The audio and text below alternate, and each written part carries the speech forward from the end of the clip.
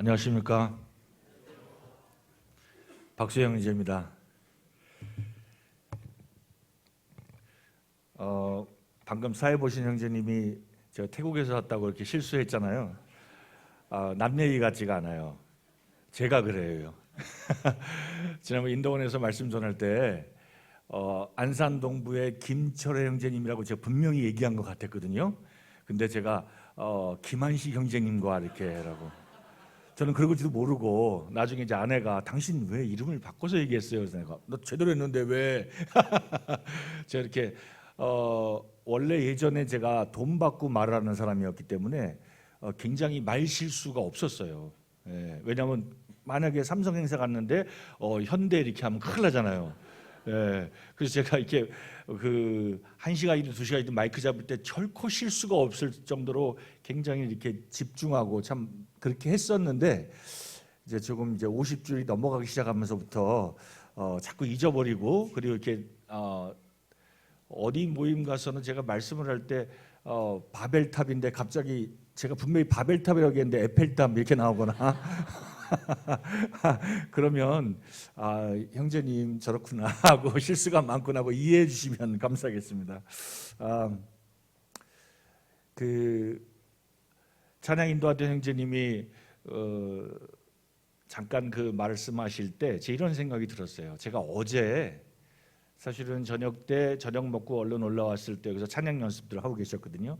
그리고 이제 중간에 이렇게 청년들이나 이제 학생들 이렇게 앉아서 밥을 아직 덜 먹은 친구들 기다리고 있었고, 사실 제가 큰 은혜를 받았어요. 그냥 이렇게 앉아가지고 한 6분 정도가 이렇게 아무렇게나 물 흐르듯이 이렇게 앉으셔서 찬양을 연습하는데 그 모습에 제가 감동을 참 많이 받았어요. 그래서 그 형제님 제 어제 말씀에 감동받았다고 했는데 저는 오히려 그 찬양팀의 찬양에 제일 큰 감동을 받았고 오늘 제가 예배를 드리면서 제 눈물이 멈추지 않더라고요. 정말 이렇게 오랜만에 이 성령님이 주관하시는 예배를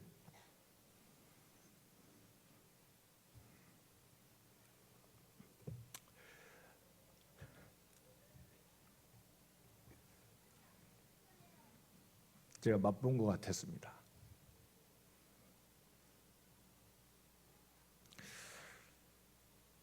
제 마음에 큰 경절을 받았습니다.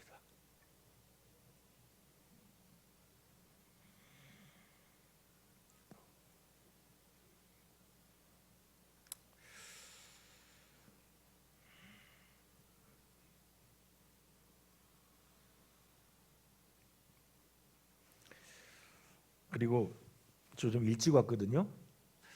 학생부에 들어갔었어요. 근데 어떤 자매님이 성령과 기질에 대한 거, 이렇게 4가지 기질에 대해서 이렇게 너무 재밌게 진행하는 걸 보면서 제가 너무 마음에 쏙 들었어요.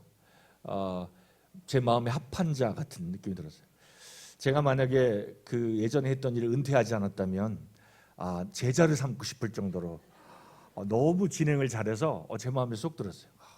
저렇게 참 그 학생들을 함께 이렇게 하면서 아이들의 마음을 똑똑히 집어내고 그리고 필요한 이렇게 재치 있게 그런 말들을 해가면서 정말 아이들의 마음을 이렇게 어루만지고 그리고 그 주제를 설명하기 위해서 참 그 합당한 말로 잘 설명하면서 정말 위트와 그 유머까지 섞여가면서 너무 참 잘한다 그런 생각이 들면서 참 주님이 귀한 은사를 줬구나 하는 생각이 좀 들었었습니다.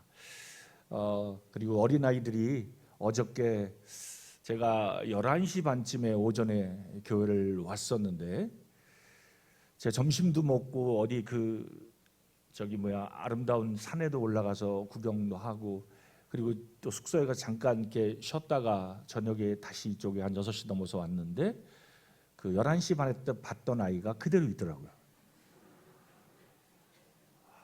왜 제가 그걸 기억하냐면 11시 반에 제가 그 아이 인사를 했었어요. 근데 그 아이가 6시 반에도 저녁을 먹고 있고 제가 저녁에 메시지가 끝나고 간식을 먹는데도 계속 있던 거예요. 참 그 아이를 보면 제 마음이 감동이 됐습니다. 정말 아이들이 교회를 정말 사랑하는구나. 정말 나도 이런 교회 성도였으면 좋겠다 하는 생각에 제가 계속 들어서 참 행복하고 감사한 마음이 들었습니다.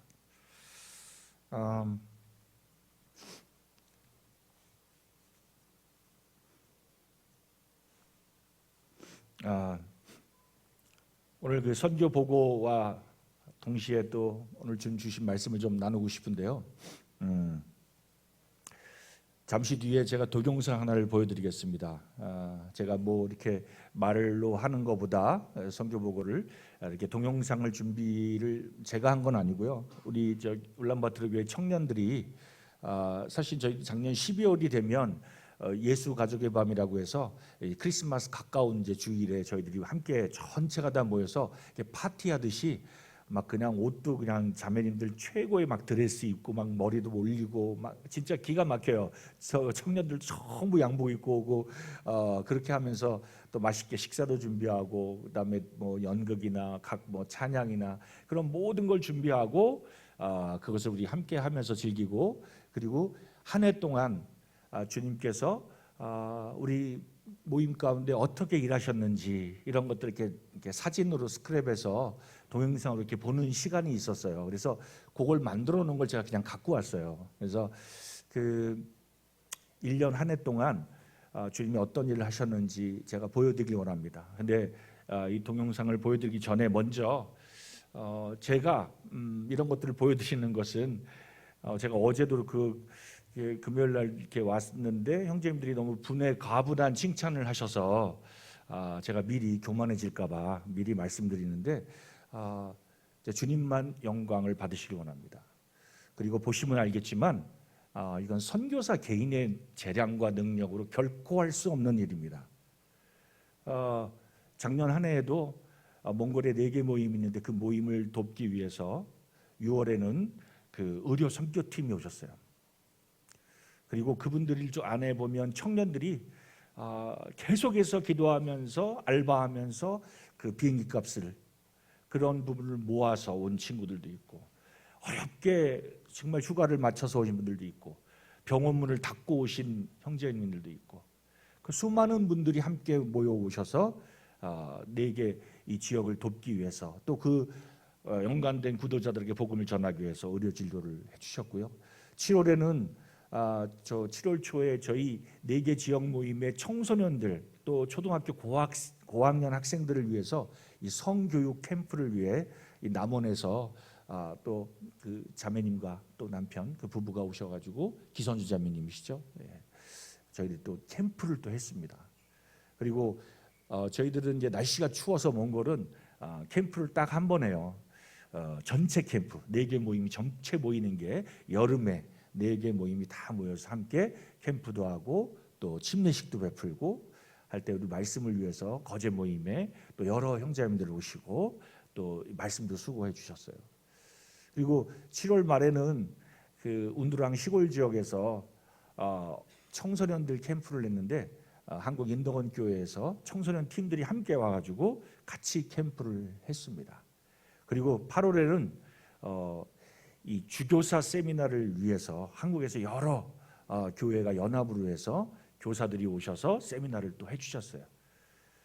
그리고 9월에는 저희들이 이게 사실 그 주교사 세미나를 하면서 제 마음에 계속 몇 년 동안 기도했던 것이 있어요. 그게 뭐냐면 찬양팀. 오늘 제가 보고 너무 감동이 됐는데 이런 찬양팀 갖고 싶다. 우리 모임에도 저는 찬양팀 있었으면 좋겠다. 근데 우리 모임에 참 찬양팀이 이렇게 갖춰지지 못하고 또 물론 이게 은사도 필요하잖아요. 이렇게 악기를 다룰 수 있는. 근데 이제 몽골이라는 나라가 이렇게 뭐 악기를 막 준비하고 뭐 이렇게 자기가 취미 생활할 수 있는 그런 이렇게 부유한 나라가 아니기 때문에 참 이렇게 여러 가지로 이런 부분을 기도할 수밖에 없었어요. 그러니까 저희 딸이 있을 때는 그래도 이 반주도 피아노 반주도 하고 그래서 이렇게 찬양이 괜찮았는데 이 녀석이 이제 대학 가려고 이제 한국으로 철수하면서부터는 기타 이제 치는 형제가 잘 코드도 안 맞고 막 이런 기타로 이제 저희들이 찬양 기도를 했었는데 제 마음에 이 피아노 반주는 좀 제대로 했으면 좋겠다 싶어서 어떤 청년 자매를 불러놓고 이제 대학교 오려고 이제 몽골에 울란바토르로 온 자매였는데 시골에서 자매 내가 물어봤어요. 나중에 시집 가면 울란바토르에 살 거야, 딴 데로 갈 거야 했더니 울란바토르에 살 거래. 오케이. 그러면 내가 자매한테 피아노를 가르쳐주기 위해서 레슨 선생님 붙여주고 내가 그 레슨비도 주겠다. 6개월 동안 열심히 피아노 공부해서 우리 교회 피아노 반주자가 되라. 대신 조건은 시집가도 여기 있어야 된다. 그래서 자매가 열심히 연습해서 지금 현재 반주하고 있어요. 그리고 그 작년에 그 여름에 교사 세미나 올 때 제가 부탁을 드렸어요. 그 팀 리더 하신 형제님한테 꼭 찬양에 대한 메시지 한 번만 해주십시오. 근데 그 말씀을 듣고 12명이 반응을 했어요. 그리고 그날 밤에 제가 찬양하겠습니다, 찬양팀이 되겠습니다 했던 12명의 청년들이 생겼는데, 문제는 제가 찬양을 어떻게 인도하는지를 사역을 해본 적이 없어서 이거 어떻게 하면 좋냐 했더니 한국에서 두 청년이 와서 한 달 동안 이 찬양팀 연습을 도와줬어요. 그리고 이제 10월에 기억나시죠? 우리 옹골 성촌에서 또 오셔서 4개 지역 모임 장로 수양회를 또 해주셨습니다. 그리고 작년 11월 달 12월에 이 몽골은 굉장히 그 날씨가 추워요. 6개월이 겨울이에요. 난방을 6개월 동안 해야 돼요. 근데 저희들이 그 전기로 이렇게 4층을 전부 이렇게 난방을 했었어요. 울란바토르 교회가 2016년에 건축을 했거든요. 그 교회 건물을. 근데 바닥 평수가 한 80평 되는데 지하 1층, 지상 3층에서 약 4층 건물이에요. 근데 그걸 이렇게 전기로 저희들이 이렇게 난방을 하다 보니까 그 6개월 동안 그 전기세가 굉장히 많이 나와서 부담이 됐는데, 정부 난방을 받을 수 있는 기회를 주셔서 그거 역시 저희들 기도하고 또 2년간 또 헌금하고 또 이 부분을 위해서 여러 지역 교회가 기도해 주셔서 동참해 주시고, 그래서 작년 11월에 공사가 완료됐습니다. 그래서 이 4층 전체가 너무 따뜻해서 제가 교회 건물을 들어가면 이 윗도리를 입을 수가 없어요. 반팔로 입고 다닐 정도로 너무 이게 따뜻하게 돼서 성도들이 너무 기뻐하고, 그리고 그 건물 안에 1층에 기숙사가 있어요. 대학생 기숙사. 왜냐하면 시골에서 올라오는 그런 학생들을 저희들이 함께 기숙하면서 말씀을 가르치고 그리고 제자 훈련하고 그렇게 하기 위해서 남녀 기숙사를 운영합니다. 그리고 그 기숙사가 있기 때문에 그것을 이렇게 잘 관리할 수 있는 또 장로인재는 한 분이 같이 1층에서 사택을 준비해 살면서 관리를 하고 있고, 그래서 이렇게 사람들이 살기 때문에 굉장히 난방이 필요했었는데, 난방이 이제 정부로부터 공급받게 되면서 난방비가 3분의 1로 떨어졌어요. 너무 놀랍죠. 예. 참 주님이 그 한 해 이렇게 여러 동역자들, 이것은 교회가 할 수 있는 일입니다. 정말 그렇습니다. 그래서 우리 사랑하는 형제자매님들, 우리 한국에 있는 정말 이 교회가 함께 이 일을 이루신 것을 주님이 이루셨지만 교회를 통해서요, 참 이 너무 놀라운 일이다라는 걸 제가 보여드리고 싶고, 그래서 이런 일에 같이 동참하고 또 선교사들을 세워서 보내고 그를 계속해서 동역하면서 우리 옹골 성천 너무 잘할 것 같아요. 제가 이 3일 동안 보면서 이 교회 너무 이렇게 마음에 쏙 들어가지고 진짜 이렇게 본받고 싶고, 정말 똑같이 저희 모임도 이렇게 됐으면 좋겠다. 몽골에 있는 4개 지역 모임도 하는 생각이 듭니다. 그래서 함께 이게 동영상을 잠깐 먼저 7분 정도 되는데 먼저 한번 보도록 하겠습니다. 동영상 틀어주십시오.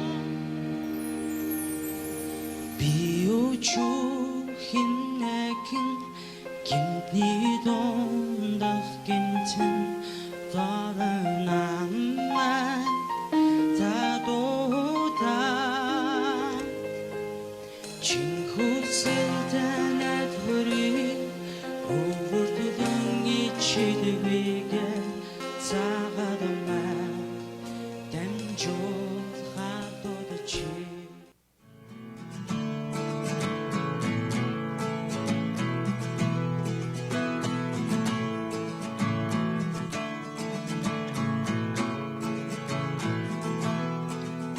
Швинэгэн до сүнсэнд мэн сүрэтэн би таны айлхуг мэдрэн шуургнад руу харцсанч админ болсон танаас би зүрх болно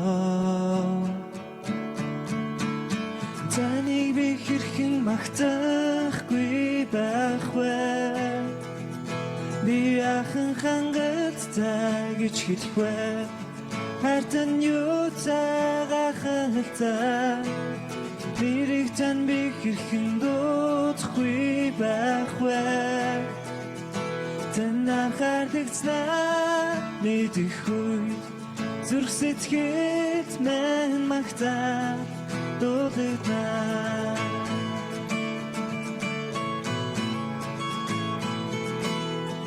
Нүдэнэн би харахад харанхуйн донд байлаа Миний аврагч амт би мэднэ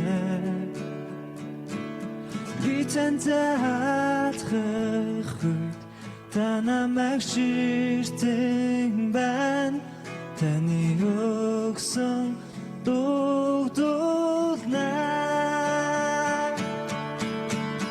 Таныг би хэрхэн магтахгүй байх вэ Би яхан хангалттай гэж хэлэх вэ Хартан юу цагаахалтай Нэрийг тань би хэрхэн дуудахгүй байх вэ Тань анхаарлагцнаа мэдэх үед зүрх сэтгэл мэн магтаа дуудана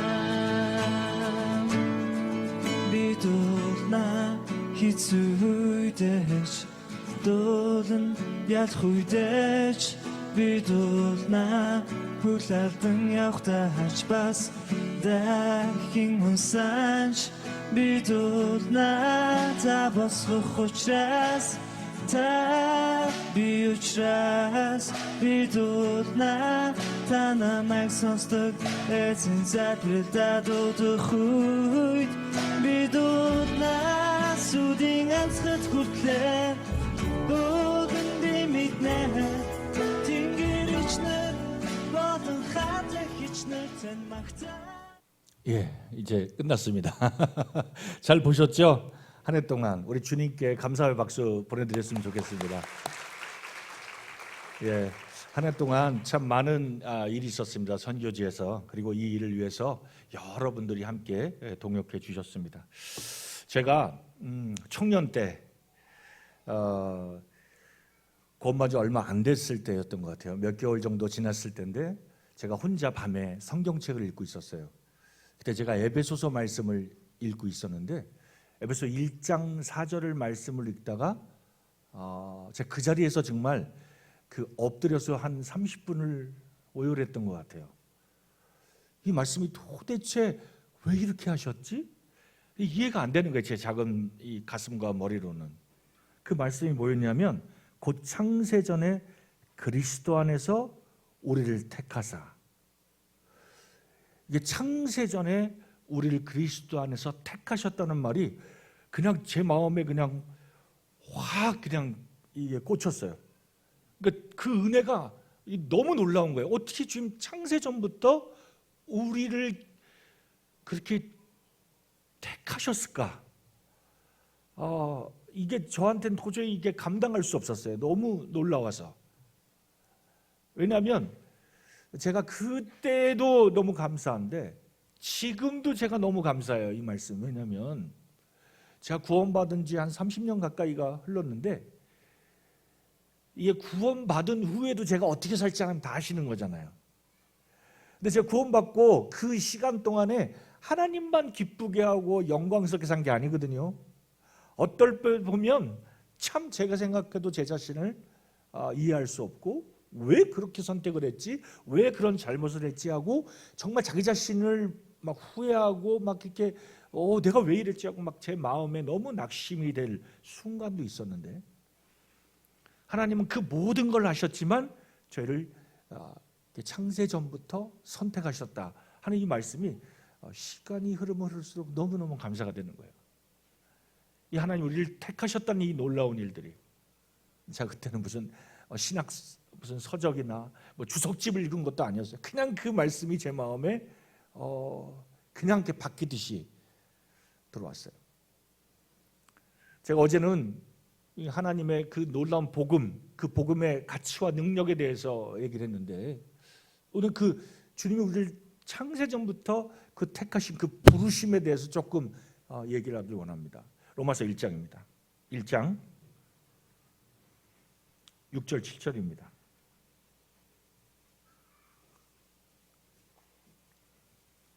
5절부터 같이 읽어볼까요? 1장 5절로 7절. 그러므로 말미암아 우리가 은혜와 사도의 직분을 받아 그의 이름을 위하여 모든 이방인 중에서 믿어 순종하게 하나니. 6, 7절 같이 읽겠습니다. 시작. 너희도 그들 중에서 예수 그리스도의 것으로 부르심을 받은 자니라. 로마에서 하나님의 사랑하심을 받고 성도로 부르심을 받은 모든 자에게 하나님 우리 아버지와 주 예수 그리스도로부터 은혜와 평강이 있기를 원하노라. 아멘. 아멘입니다. 우리가 이방인이었잖아요. 우리가 복음을 들은 것은 믿고 순종하기 위해서 불렀다는 겁니다.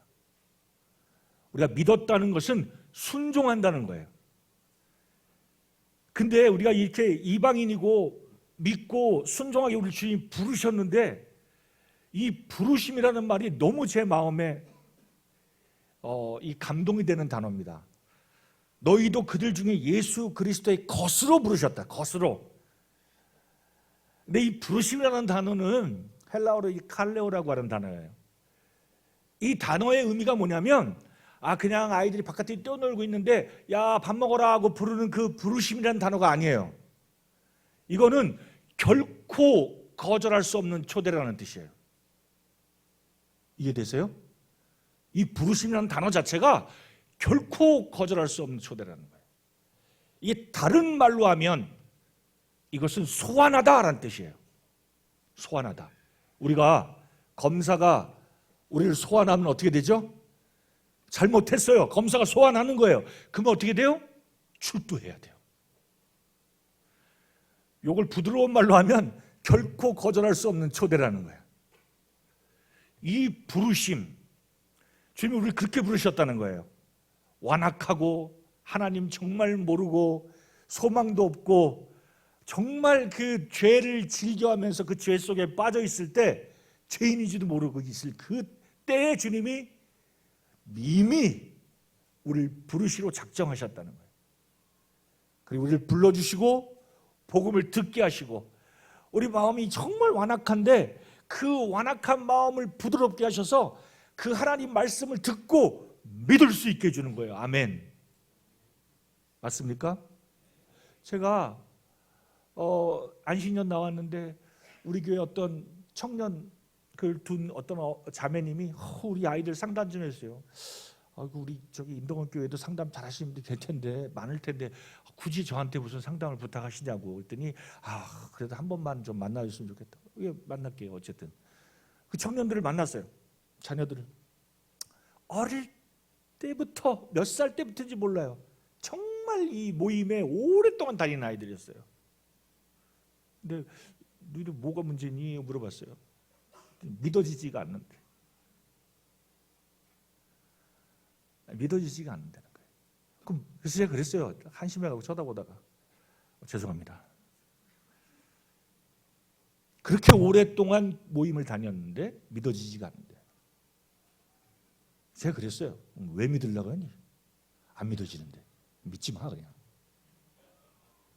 이런 선교사가 다 있냐, 그죠? 그거 안 믿어지는데 뭘 억지로 믿으려고 그러냐. 그냥 세상에 가서 즐겁게 살아. 그러다 지옥 가면 되지.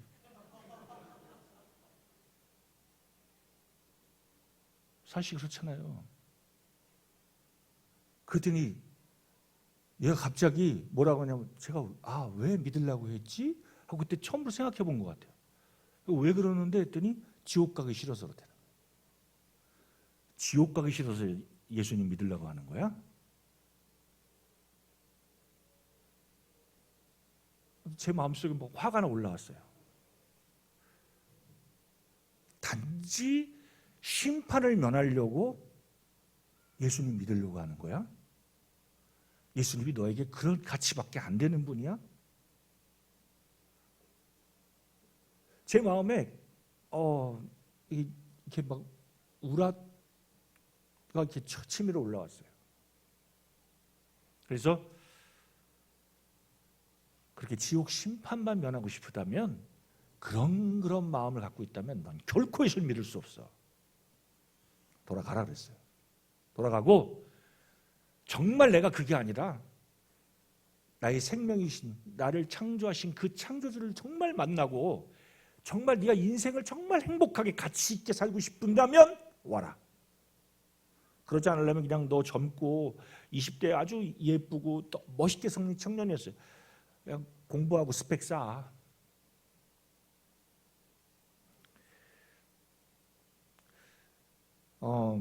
많은 사람들이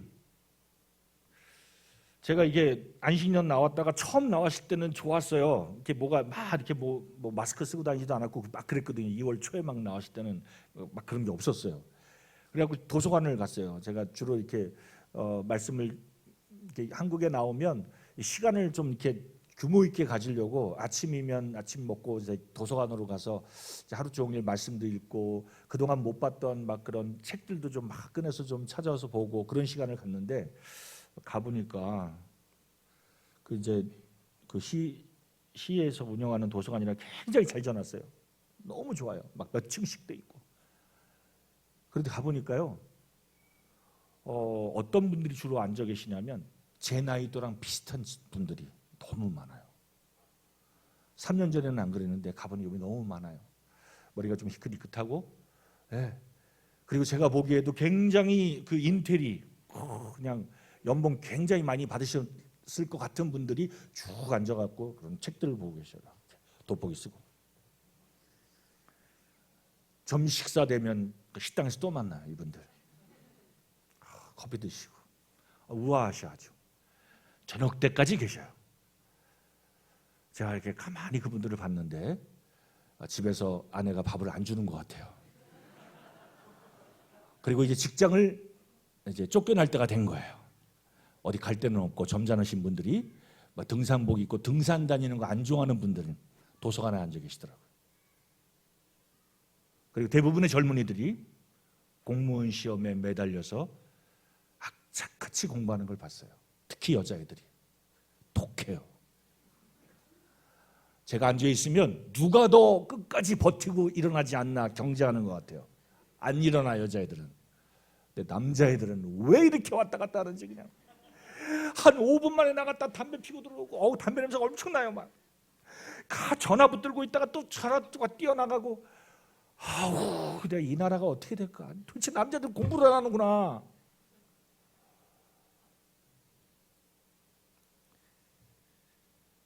그런데 제 마음에 너무 안타까운 마음이 들었어요. 물론 이제 공무원이 참 좋은 직업이죠. 갑자기 이게 이 정부 들어서 공무원을 더 많이 뽑고 공무원들이 더 되게 공무원이 많이 계시죠. 죄송합니다. 나쁘다고 하는 얘기 아니에요. 좋은데 우리가 먼저는 하나님 나라의 공무원이잖아요. 우리가 하나님 나라의 대사로 부르셨고 그리고 우리가 그것에 대해서 우리가 정체성을 가지고 내가 하나님 나라를 위해 살아야지 하고 그 젊었을 때 그런 마음을 가지고 우리 인생을 드려야 되는데 전부 다 직장에 막 그 세상이 불안하고 취직도 안 되고 그러니까 전부 그 시험에 매달려서 그 철밥통 한 번 들어가면 정력퇴직까지 큰 사고 안 치면 계속 있을 수 있는 우리의 인생을 그렇게 걸어야 될까? 좀 이렇게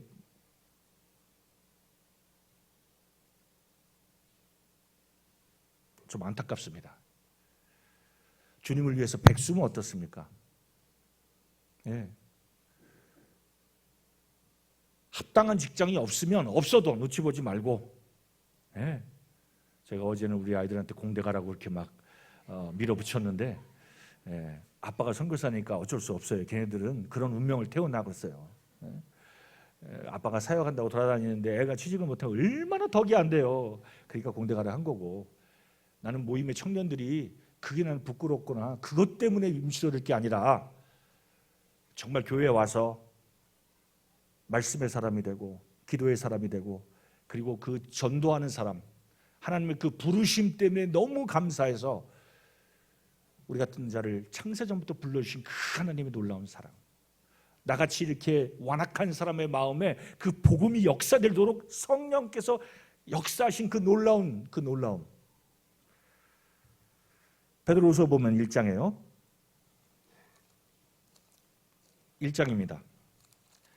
1장에 뭐라고 얘기하시냐면, 베드로 사도가 1장 1절에 예수 그리스도의 종이며 사도인 시몬 베드로는 우리 하나님과 구주 예수 그리스도의 의를 힘입어 동일하게 보배로운 믿음을 우리 함께 받은 자들에게, 여기에 아주 보배롭다는 말을 사용한 거 보이세요? 그죠? 보배로운 믿음을 어떻게 했다고요? 동일한 거. 2000년 전에 초대교회의 성도들이나 지금 2020년을 사는 우리나 동일한 보배로운 믿음을 받았다는 거예요. 믿음이 뭐죠? 나한테서 나오는 거예요? 아니에요. 받은 거예요. 보배로운 이 믿음의 선물을 하나님으로부터 받은 거예요. 아멘. 내가 믿으려고 애써가지고 믿으신 분 혹시 계세요 여기? 나 오늘부터 믿기로 선택했어 그래갖고 믿으신 분 계세요? 믿어진 거잖아요. 그죠? 예? 뺀질대고 어떻게 하면 도망가고 말씀 안 듣고 싶은데, 예? 아니면 어떤 분들은 정말 죄 때문에 괴로워하고 있는데 하나님 말씀이 우리 안에 그 영혼을 사로잡은 그 말씀이 믿어진 거잖아요. 사실 우리가 믿었다고 자랑할 게 없어요. 그래서 다 주신 거예요. 에베소 2장 8절을 보면요, 아주 유명한 그 성경학자가 그런 얘기를 합니다. 그 2장 8, 9절을 보면서 8절을 우리가 굉장히 복음 전할 때 많이 써먹어요. 그죠? 너희는 그 은혜에 의하여 믿음으로 말미암아 구원을 받았으니 이것은 너에게 난 것이 아니요 하나님의 선물이다. 근데 이 하나님의 선물이다라고 할 때 이 선물을 뭘로 우리가 보통 해석해요? 구원 그러잖아요. 복음 전할 때 구원은 선물이야 그러잖아요. 예. 근데 여기선 그 한 단어 구원만 집어넣을 수 있는 게 아니라는 거예요. 은혜, 믿음, 구원이 하나님의 선물이에요. 맞습니까? 아멘이에요. 은혜를 위해서 내가 한 게 하나도 없어요. 하나님이 정적적으로 주신 거예요. 그죠? 맞습니다. 믿음, 내가 믿어보려고 애쓴 게 아니에요. 믿어진 거예요. 받은 거예요. 그죠? 구원 역시 마찬가지예요. 구원도 제가 이룬 게 아니에요. 행위로 된 게 아니에요. 은혜로 거저받은 거예요. 선물이에요. 그렇기 때문에 우리가 믿음, 이 가진 거 하나만이라도 우리가 영원토록 감사해야 돼요. 하나님 주신 거잖아요. 우리를 부르셨잖아요. 이 믿음 갖도록 동일한 믿음을 주셨잖아요. 그죠? 너무 놀랍잖아요.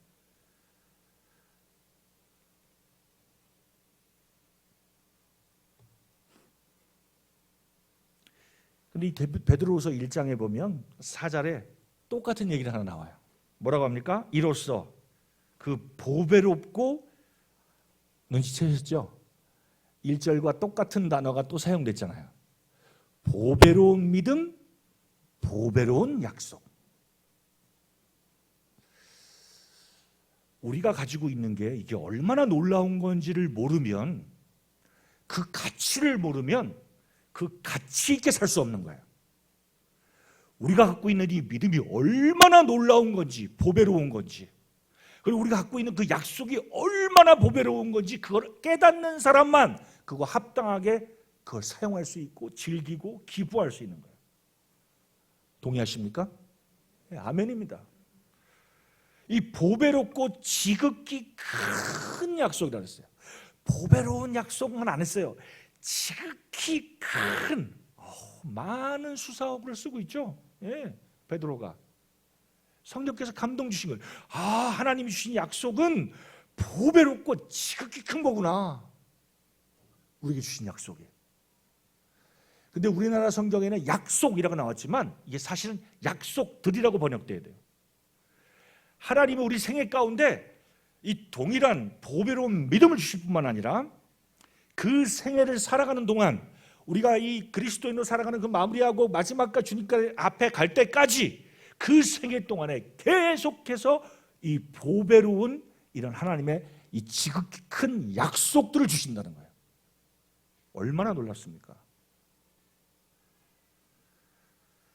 그래서 이 약속들로 말미암아서 어떻게 해요?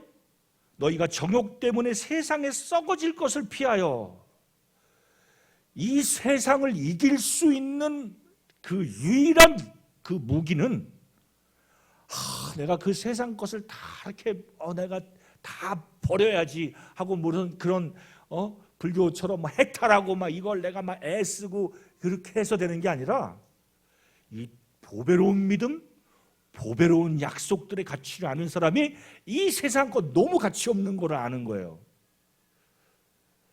자, 봅시다. 제가요,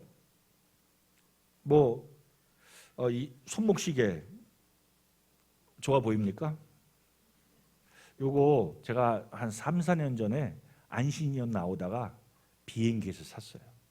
그때 막 아내가 줬던 예물시계 고장나고 자꾸 시계가 이상해져가지고 어쩔 수 없이 하나 샀어요. 근데 왜 남자라면 시간 약속을 잘 지켜야 되는데 이게 시계를 잘 봐야 돼서 근데 싸구려 하나 사면 자꾸 그게 고장 날 것 같아서 아예 그냥 비행기에서 그냥 면세니까 그냥 좋은 거 하나 사자. 30만 원 주고 거금. 갑자기 비싸 보이죠? 예. 그렇기 때문에 이 시계를 제가 귀중하게 여겨요. 왜요? 30만 원짜리니까. 제 몸에 걸치고 있는 중에 30만 원짜리가 없어요. 제일 비싼 거예요, 이게. 예. 그 가치를 제가 알기 때문에 집에 들어가면 제일 먼저 시계를 풀러서 좋은 데 탁 놔둬요. 안 잊어버리려고. 그죠? 이 가치를 누가 정해요? 누가 정합니까? 가치를? 분명히 만든 사람이 정하겠죠. 이거는 최소한 30만 원은 받아야 돼. 그잖아요. 그렇죠? 그러면 하나님은 우리의 가치를 어떻게 정하셨냐는 거예요. 사람의 가치를 누가 정해요? 만드신 분이 정하잖아요. 하나님이 정하시잖아요. 너무 놀랍지 않아요? 하나님 우리를 어떻게 가치 있게 여기셨어요? 하나님의 형상대로 지으셨어요. 그리고 그 가치를 우리가 인간들이 잘 모르니까 우리를 구원하시기 위해서 아들 하나님을 주셨어요. 그게 우리의 가치예요. 너무 놀랍잖아요. 예. 이 보배로운 믿음과 이 보배로운 약속들이 우리에게 있기 때문에 이 세상 거를 보면 이거 가치에서 비교가 안 되는 거예요. 그렇지 않을까요? 제가 가끔 우리 몽골에서 아이들한테 복음 전할 때 그 부모들이 그거 들어요. 뭐라고 생각하냐면 가치를 모르는 아이들은 어떻게 해요? 책상 위에다가 정말 맛있는 사탕 딱 한 봉지, 그리고 옆에 금덩어리 금덩어리 큰 거 막 이런 거, 예, 금돼지 들 수도 없는 거. 그 3살짜리 아이가 뭘 선택할까요? 금덩어리 할까요? 100% 사탕이죠. 예, 초콜릿. 근데 우리는 어때요? 만약에 3살짜리 아이를 둔 엄마라면 선택권이 있어요. 그러니까 선택하는 걸 가질 수 있어. 그럼 엄마는 어때요? 옆에서 있다가 이게 계속 눈치 쓰기 아니야 이거 금금 하겠죠, 그죠?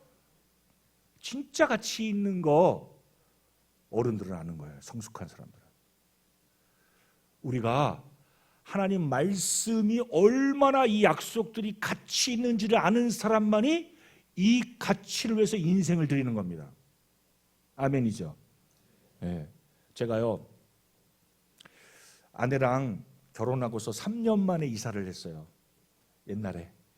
예. 근데 제가 3년 전에 그 장가를 갈 때 돈이 하나도 없어가지고 주님이 정말 이렇게 기적적으로 결혼하기 한 일주일 전에 딱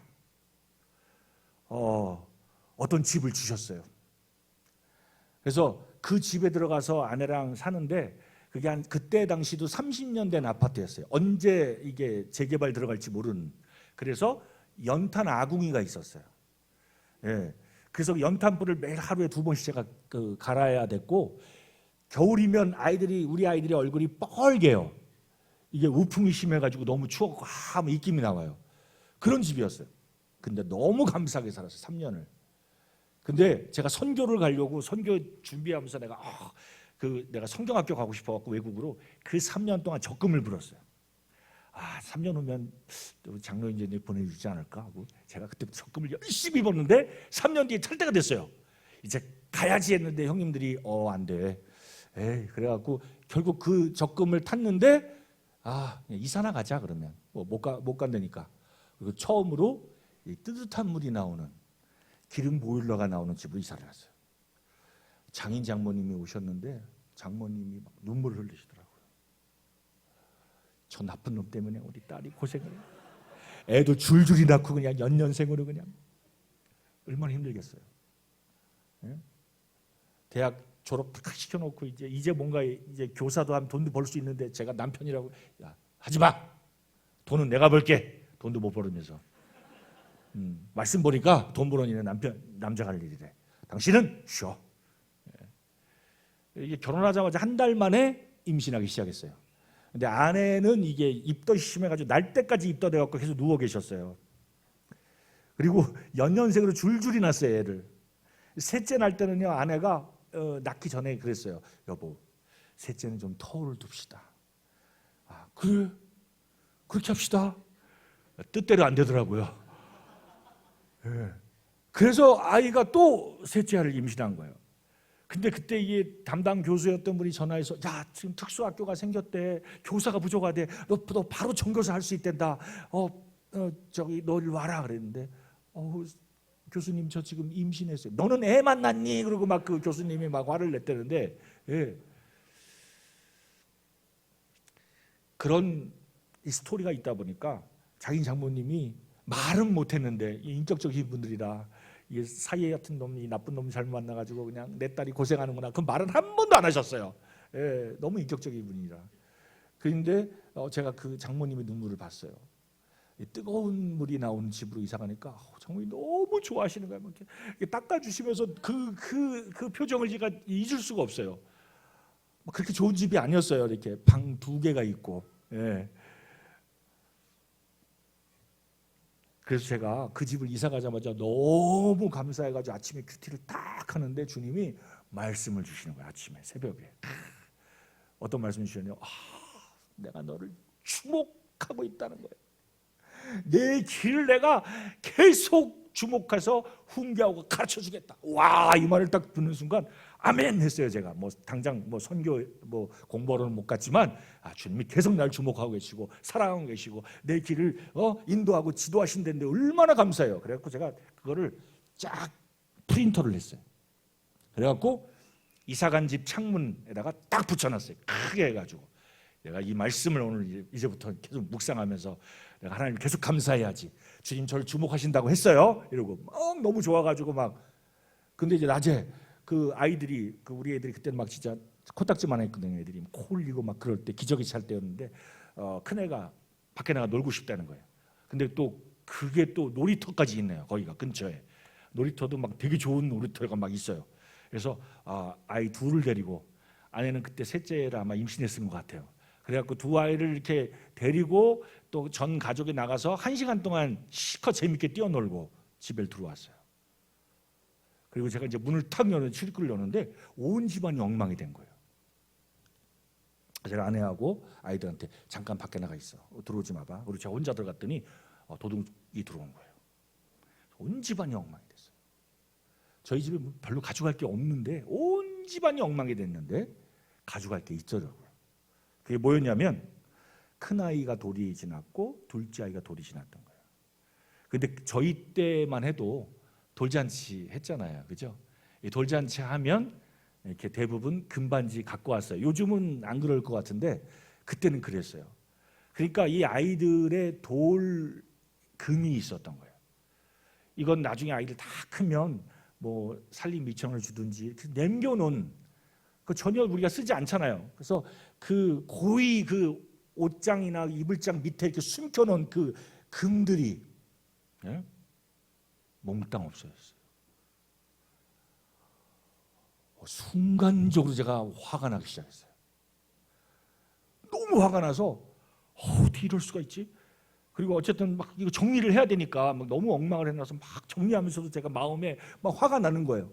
근데 정리하면서 딱 뭐가 보였냐면 창문에 아침에 주셨던 말씀이 바람에 살랑살랑 그 창문으로 도둑이 들어온 거예요. 말씀을 붙여놓은 살랑살랑 막 화가 나요. 더 이제 폭발을 했어요. 제가 하나님한테 청소하다 말고 딱 앉아갖고 주님 이러실 수가 있냐고. 오늘 아침에 말씀 주셨잖아요. 주목하신다며요. 이쪽으로 도둑이 들어오는 걸 보셨잖아요. 그러면 무슨 사이렌을 주든가 개가 짖든가 그걸 지키셔야 되지 않냐고. 제가 진짜 막 이게 막 화가 났어요. 그래갖고 막 주님한테 따지듯이 제가 막 그냥 치우면서 막 그냥 그리고 거기다가 막 흔들리는데 바람에 그 말씀이 막 저를 놀리듯이. 그때 주님이 제 마음에 어떤 말씀을 주셨냐면 네가 진짜 말씀을 정금보다 사모하느냐. 갑자기 그 말씀이 제 마음에 확 밀려 들어오는 거예요. 제가 청소하다가 깜짝 놀랐어요.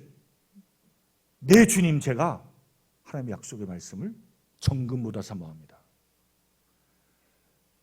그러니까 그 금들이 다 없어졌는데 제가 그 금을 통해서 하나님의 약속의 말씀이 얼마나 가치 있는 건지를 주님이 아주 깨닫게 해주셨어요.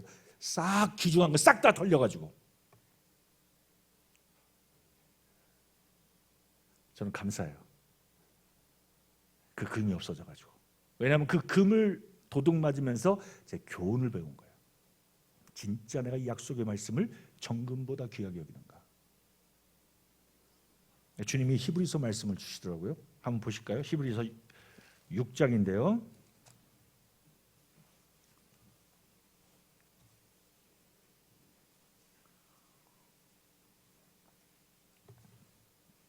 (12절로) 18절입니다. 읽어보겠습니다. 게으르지 아니하고 믿음과 오래 참음으로 말미암아 약속들을 기업으로 받는 자들을 본받는 자되게 하려는 것이다. 하나님이 아브라함에게 약속하실 때에 가르쳐 맹세할 자가 자기보다 더 큰 이가 없으므로 자기를 가르쳐 맹세하여 이르시되 내가 반드시 너에게 복주고 복주며 너를 번성하게 하고 번성하게 하리라 하셨더니 그가 이같이 오래 참아 약속을 받았느니라. 사람들은 자기보다 더 큰 자를 가리켜 맹세하나니 맹세는 그들이 다투는 모든 일의 최확정이라. 하나님의 약속을 기업으로 받는 자들에게 그 뜻이 변하지 않음을 충분히 나타내시려고 그 일을 맹세로 보증하셨나니 이는 하나님이 거짓말을 할 수 없는 이 두 가지 변치 못할 사실로 말미암아 앞에 있는 소망을 얻으려고 피난처를 찾은 우리에게 큰 안위를 받게 하십니다. 아멘입니다. 여기서 제가 몇 절을 읽었는데요. 반복되는 말이 있어요. 캐치하셨는지 모르겠는데 제가 이 말씀을 딱 읽다가 깜짝 놀랐어요. 그게 뭐였냐면 12절에 약속들을 기업으로 받는 자들, 17절에도 하나님은 약속을 기업으로 받는 자들이라고 했어요. 제가 외아들이에요. 밑으로 여동생 둘이 있고 웬만하면 이제 결혼하면 부모님들이 아들 하나 있으면 결혼 미천도 좀 해주시고 뭐 아니면 아파트라도 전세라도 아니면 사골세라도 이렇게 얻어주고 싶잖아요. 그게 부모 마음이고, 그죠? 예. 근데 제가 참 좋은 부모님을 만났어요. 제가 결혼할 때 10원도 못 받았어요. 부모님한테. 제가 왜 좋은 부모님이라고 얘기하냐면 그랬기 때문에 제가 하늘 아버지를 기대하고 소망하고 살게 됐어요. 제가 결혼하기 일주일 전까지 집이 없었다고 했잖아요. 하나님이 주셨어요, 그 집을. 정말 3년을 감사하게 살았어요. 그런데 주님이 저에게 약속을 주시는데 뭐라고 말씀하셨냐면 삼성의 회장님은 자기 자녀들한테 뭘 줄까요? 기업을 물려주겠죠. 뭐 부동산, 동산, 주식 뭐 이런 거, 돈 되는 거, 가치 있는 거, 그죠?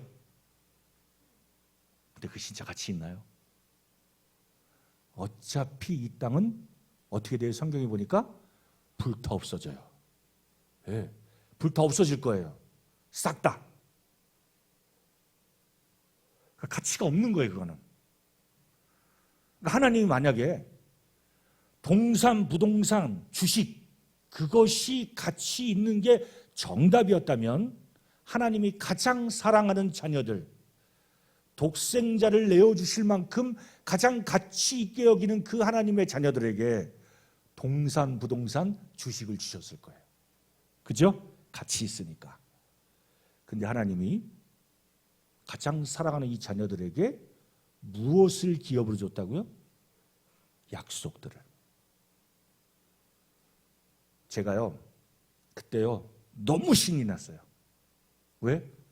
제가 아무것도 받은 게 없는데, 부모로부터. 네? 근데, 하나님 아버지가 기업을 주신다네.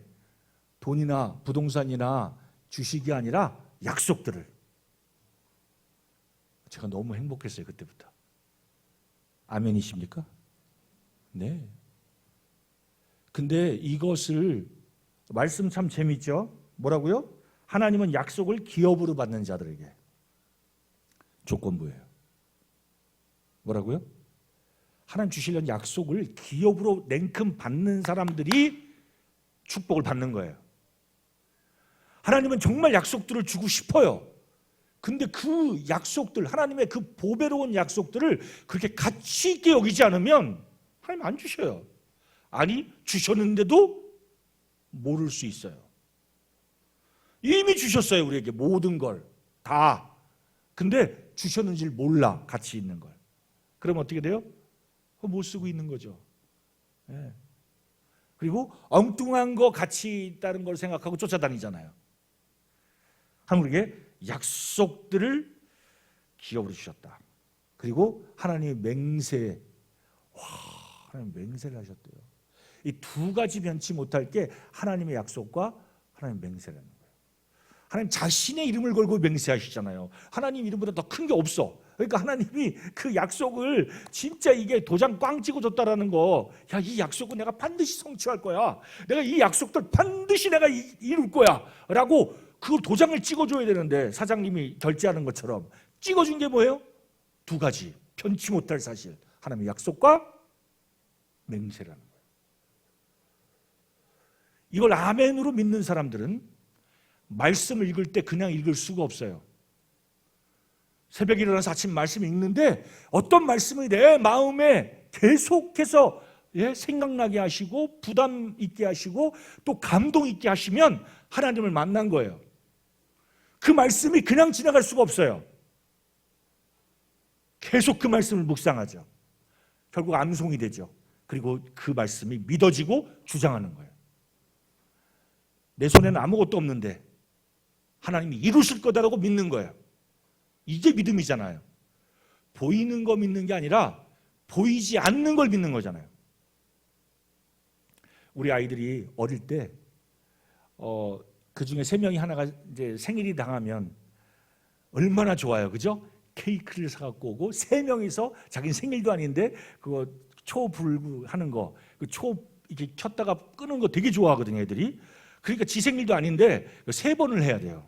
초 하나 사면, 그죠? 연년생으로 애기들이 있으면 대충 다 경험하실 거예요.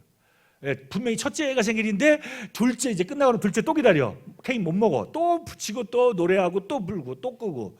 예. 그때만 해도 애들이 그 케이크를 너무 좋아했어요. 뭐 지금 뭐 케이크 사와도 쳐다보지도 않는데 생일일 때 아빠 약속하는 거야. 아빠가 오늘 일 마치고 올 때 케이크 사갖고 올게. 그러면 애들이 어떻게 돼요? 아침에 춤을 춰요. 우리 애들이 신나는 거예요. 잘 보세요. 그때 아빠 손에 케이크가 있나요? 그 아이 눈앞에 케이크가 있어요? 없는 거예요. 근데 아이들이 왜 춤을 출까요? 그리고 전화해 아빠한테. 아빠 안 잊어버렸지? 그거 알지? 예. 왜 그럴까요? 아빠가 깜빡하고 또 잊어버릴 수 있으니까. 예. 생각나게 해주는 거예요. 그죠? 예. 이게 바로 믿음인 거예요. 우리 아빠는 약속을 지키실 거야. 깜빡 잊을 수도 있으니까 내가 생각나게 해야지. 근데 우리 하나님은 안 잊어버리셔요. 그리고 그 약속을 반드시 성취하셔요. 그러기 때문에 보배로운 지극히 큰 약속인 거예요. 그리고 그 약속들을 기업으로 받는 사람들에게 하나님이 맹세도 하시고 그 약속들을 주십니다. 아멘입니다. 예. 저는 그래서 우리 온골성천교회 모든 성도님들이 저희 인생에도 마찬가지예요. 계속해서 그 약속의 말씀들을 받고 그 말씀이 성취되길 때까지 소망을 가지고 기다리고, 그래서 인내가 필요하잖아요. 하나님의 약속 받기까지 인내가 필요하다고 했어요. 여기 보니까 오래 참음이 필요하대요. 오래 참는 거 제가 제일 못해요. 오늘 그 기질 얘기하는 거 보니까 뭐 담즙질, 뭐 다혈질 얘기하는데 저 내 얘기하는 것 같다. 예. 이 담즙질 보니까 거의 저랑 90% 똑같은 것 같아요. 이거 오래 못 참아. 예.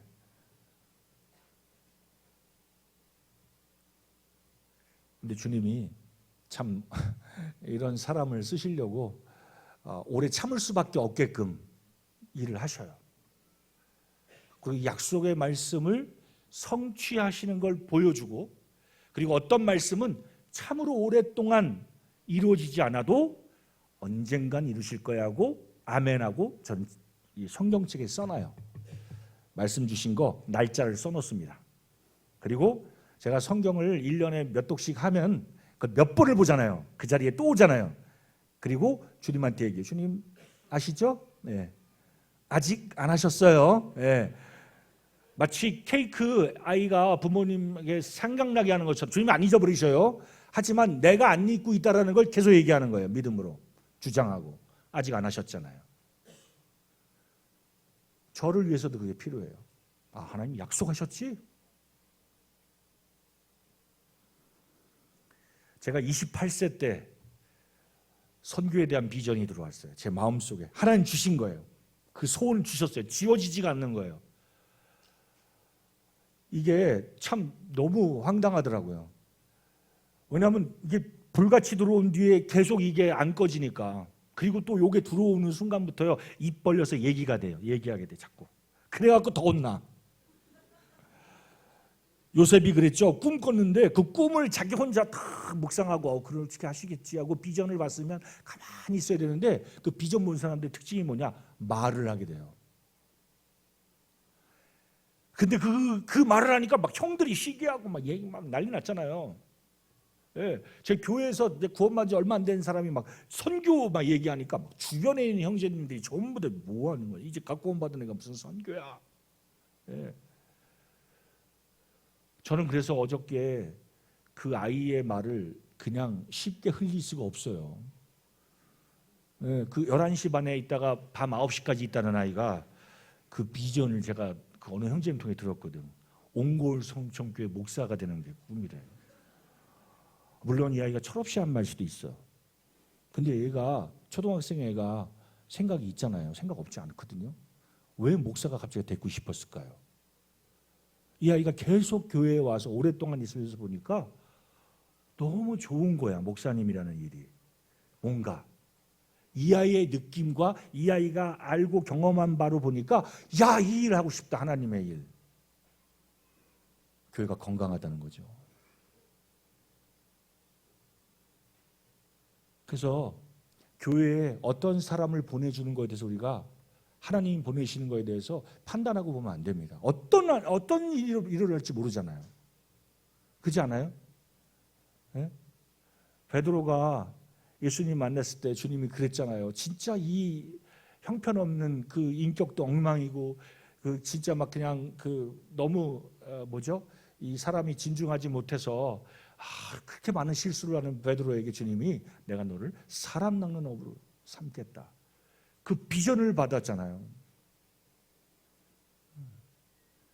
결국 하나님이 그 보여주신 그 소원을 따라 일하시고 그러기 위해서 다루시는 거예요. 빚어가시고. 그래서 교회에 주님이 보내시는 사람이 이 사람이 나중에 베드로가 될지 바울이 될지 모르는 거예요. 그렇게 인생을 드릴지. 그래서 저는 주일학교 선생님들이 참 위대하다고 생각돼요. 장래에 그 일꾼들을 길러내는 거잖아요. 또한 엄마들이 정말 저는 위대하다고 생각합니다. 저는 애 셋을 키웠지만 30분을 못 보겠더라고요. 이상을. 30분은 딱 좋아요. 안아주기도 하고 막 이렇게 이쁘기도 하고 막 그냥 머리도 빗어주고 옷도 입혀주고 30분이 지나면 그때부터 힘들어요. 그럼 엄마한테 가라 그러는 거예요. 엄마는 그걸 다 봤잖아요. 9개월 동안 그 뱃속에 있는데 그게 얼마나 무거워요.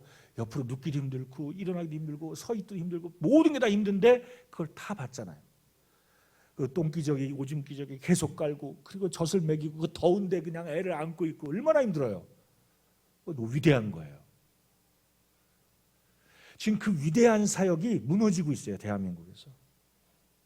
제가 어느 날 몽골에서 자매들을 가르칠 때 제가 그랬어요. 내가 사무엘 상하를 읽다가 너무 감동됐다. 그 영적으로 어두운 시기에 하나님이 어떻게 일하셨냐. 그 한나라는 그 여인을 통해서 그 이스라엘을 구원할 수 있는 이 사무엘이라는 사람을 주님이 탄생하게 하셨다. 그 여인의 기도로 인해서 아이를 지금 탄생시키시고 그리고 그 서원을 따라서 하나님께 드리고 그리고 그 아이가 이스라엘을 구원하는. 한나는 아이 하나 낳은 건데 그리고 하나님 말씀으로 양육한 건데 그 아이가 이스라엘을 구원하는 사람이 됐어요. 이 놀랍지 않습니까? 엄마들에게 맡긴 이 특권은 놀라운 거예요. 제가 어제 금요일 날 인도건 교회 그 자매님들 특강을 해달라고 했는데 제 마음에 계속 묵상됐던 구절이 있어요. 잠언 14장 1절. 지혜로운 여인이 뭐예요? 집을 세우는 거예요. 어리석은 여인은 어떻게 해요? 그 집을 허물어요. 집을 세우는 게 남자의 역할이 아니라 자매의 역할이라는 거예요. 맞습니까? 맞아요. 자매님들이 집을 세우는 거예요. 가정을. 교회 누가 세워요? 장로들이 세워요? 집사들이 세워요? 자매님들이 세우는 거예요. 자매님들이 지혜로운 건 경건해야 남편들이 세워지는 거예요. 그래야 교회가 세워지는 거예요. 그리고 자녀들이 경건하게 자라는 거예요. 이 일을 아내가 하는 거예요. 가사노동, 우리나라는 지금 너무 미쳤죠, 그죠? 네. 엄마가 해야 될 이 특권, 거룩한 특권이 바닥에 떨어졌어요. 제가 3년 전 안식년 나와갖고 그 인도건 교회 자매 특강을 할 때 막 그런 얘기를 했어요. 그래서 그때 교사였던 한 자매가 그 말씀 듣고 확 찔려가지고 그래가지고 직장을 휴직계를 냈어요. 주님이 애를 주셨어 다음에. 네. 뭐 교사는 이렇게 몇 년씩 계속 육아휴직을 하나 봐요. 연장도 되고 이번에 제가 안식년 나왔잖아요. 그 간증을 들었어요. 그 남편이 막 몸으로 힘든 일을 해요. 아내는 정말 똑똑해요, 교사고. 근데 그 남편이 굉장히 비실비실했었거든요. 형제가 이것도 또 들으라. 그냥 형제가 뭐 막 특별한 은사가 없어요. 그냥 좀 연약했어요, 형제가. 근데 이번에 3년 만에 이제 나왔는데 아내가 이거 휴직 어떡하지? 이거 어떻게 해야 되지? 이걸 나 그만둬야 되는데 근데 그만두긴 그만둘 건데 이걸 조금 더 미루면 뭐 무슨 뭐 이렇게 뭘 타먹은 게 있고 뭐 연금도 해결 뭐 이렇게 되고 이렇게 뭔가 이렇게 있대요. 얘기 들었는데 제 생각이 안 나는데 어쨌든. 근데 그 신랑이 그랬대요. 뭐 그만둘 거면 지금 당장 그만둬. 그 뭘 이렇게 오래 고민해. 제가요 깜짝 놀랐어. 그 형제가 그 입에서 그렇게 나올 형제가 아니야. 그렇게 믿음이 뛰어난 형제가 아니었어요. 결혼할 때만 해도 아내가 교사니까 직장 좀 들어가면 힘들어하고 좀 나오고 또 다른 직장 들어가면 또 금방 나오고 그랬던 형제예요. 근데 형제가 이렇게 튼튼해진 걸 보고 제가 그 자매를 두들겼어요. 이야, 훌륭하다.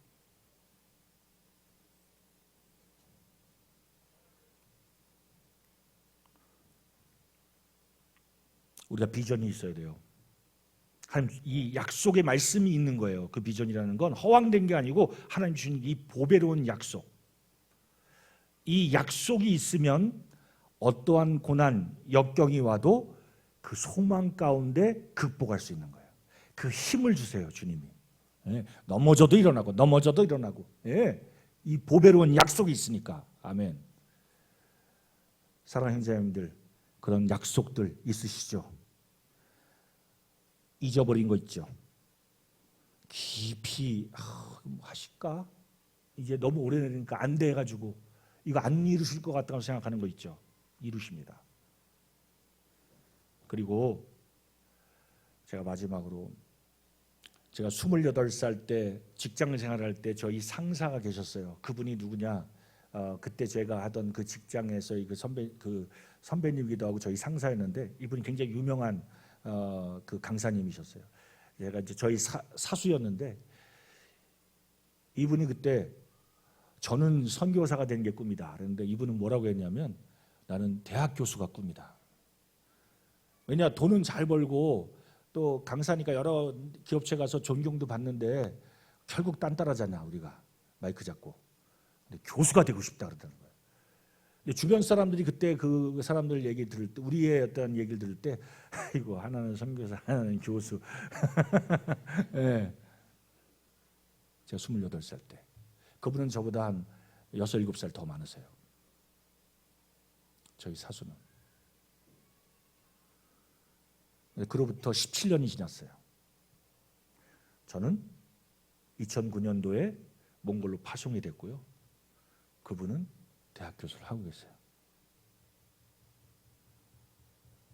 그렇게 왜 됐을까요? 그리고 그 사수라는 분이 굉장히 하나님 안 믿을 것 같은 분이었는데 결국은 제가 거기서 10년을 직장생활 좀 하게 하셨고 그분이 예수님을 믿고 받아들이게 하셨어요. 제가 지금 무슨 얘기를 하냐면 하나님이 주신 소원과 비전, 그 하나님 주신 보배로운 약속을 하나님의 기업이라고 믿는 사람들, 그리고 대가를 지불하고 당연히 그것에 대해서 충성스럽게 따라가는 사람의 그 사람들을 하나님이 사용하셔서 일을 이루십니다. 이제 뭐 나는 아직 이제 나이가 많아서 그렇게 생각하지 마시고요. 예? 그렇게 생각하지 마세요. 갈렙은 85세에 이 산지를 내가 달라 그랬어. 주님, 내 젊었을 때 나에게 약속하셨어. 그 산지라는 말은 어떤 말이에요? 아무도 갖고 싶지 않은 거예요. 거기에는 많은 대적들이 숨어 있어요. 비옥한 땅 갖고 싶어요. 누가 산에 있는 거 그 땅을 갖고 싶겠어요. 근데 갈렙은 그 동족들, 형제들을 생각하면서 제일 힘든 거, 제일 힘든 땅 나한테 주십시오. 제가 정복하겠습니다는 뜻이에요. 85세. 아직 멀었어요. 85세 되려면 저도. 한 30년 정도는 있어야 돼요. 최소한. 네. 아직까지 팔팔합니다. 할 수 있어요. 그렇다면 우리 여기 있는 엉골 성촌 우리 사랑하는 형제님들은 아직은 85세 물론 넘으신 분들 계시겠지만 그 전이라면 할 수 있다는 거예요. 산지 달라고 하고 우리가 주변에 있는 영혼들 생각하면서 계속 비전을 품고 기도하면 결국은 내 옆자리에 앉을 거예요. 그리고 그 사람이 결국은 하나님 일꾼 될 거예요. 주님 그렇게 이루실 겁니다. 이렇게 보배로운 믿음과 보배로운 약속들을 주신 그 하나님을 찬양합시다. 함께 기도하겠습니다. 주님, 감사합니다. 주님이 창세전 저를 부르시고 이 부르신 그들을 주님 의롭다 하시고 또 의롭다 하신 우리를 연합게 하신 그 하나님의 놀라운 경륜을 찬양합니다. 또한 저희들에게 주님이 이 놀라운 보배로운 믿음과 더불어 보배로운 약속들을 주셔서 이 약속들을 기업으로 받게 하시고 그 약속들을 이루시는 그 하나님을 맛보게 하시고 그 하나님과 동역하게 하시는 주님 앞에 찬양을 올려드립니다. 저희 생애와 또 우리 사랑하는 온고울 성촌 모든 성도들의 마음 가운데 이 보배로운 약속들을 심으셔서 이것을 이루심으로 하나님께 영광이 되고 저희들의 생애 가운데 하나님을 맛보고 즐거워하며 기뻐하며 찬양하게 해 주시옵소서. 계속해서 온고울 성촌이 이 전주 지역에 하나님의 복음을 밝히 드러내는 등대가 되게 하시고 아이들이 또 구원받는 사람들이 계속해서 넘쳐날 수 있도록 복을 주시옵소서.